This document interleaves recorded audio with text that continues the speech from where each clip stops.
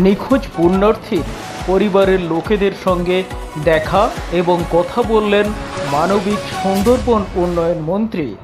উত্তরপ্রদেশ থেকে গতকাল কপিল মুনির আশ্রমে পুজো দেওয়ার জন্য এসেছিলেন সন্দীপ গৌড় এবং তার পরিবারের বেশ কয়েকজন। পুজো দেওয়ার আগে প্রশাসনের নজর এড়িয়ে সমুদ্রে স্নান করতে নেমে পড়েন এবং উত্তাল সমুদ্রে তলিয়ে যায় সন্দীপ গৌড় নামের ওই পুণ্যার্থী। প্রশাসনের তরফ থেকে তল্লাশি অভিযান চালিয়েও এখনও পর্যন্ত কোনো খোঁজ পাওয়া যায়নি ওই নিখোঁজ সন্দীপ গৌড়ের।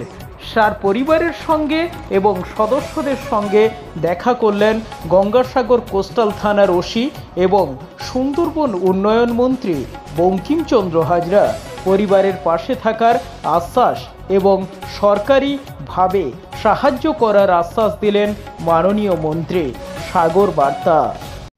শ্রাবণী মেলা উপলক্ষে উত্তরপ্রদেশ থেকে একটা দল তারা এসেছিলেন।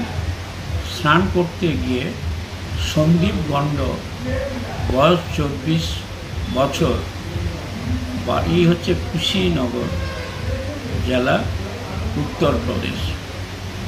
ও স্নান করতে গিয়ে জলের তলায় তলিয়ে যায়।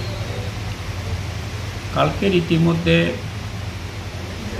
আমাদের সুন্দরবন ডিস্ট্রিক্ট পুলিশের যিনি সুপারিনটেন্ডেন্ট এসপি অটেশ্বর রাও মহাশয় সহ উচ্চ পর্যায়ের আধিকারিকরা এখানে আসেন, ডুবুরিরা আসেন, কিন্তু কোনোভাবে ডেড বডি পাওয়া যায়নি।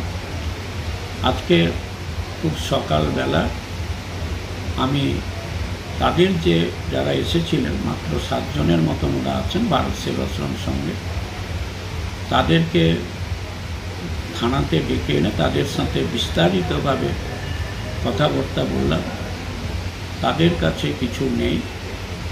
আমি তাদের যাতায়াতের জন্য 10,000 টাকা ওনাদের হাতে আমি তুলে দিই এবং তাদের আরও কয়েকদিন থাকার জন্য আমি তাদের অনুরোধ করি এবং তারা ভারত সেবাশ্রমে থাকার তাদের ব্যবস্থা করা হয়েছে আগের থেকে। তারা ওখানে আরও 2 দিন থাকতে রাজি আছে।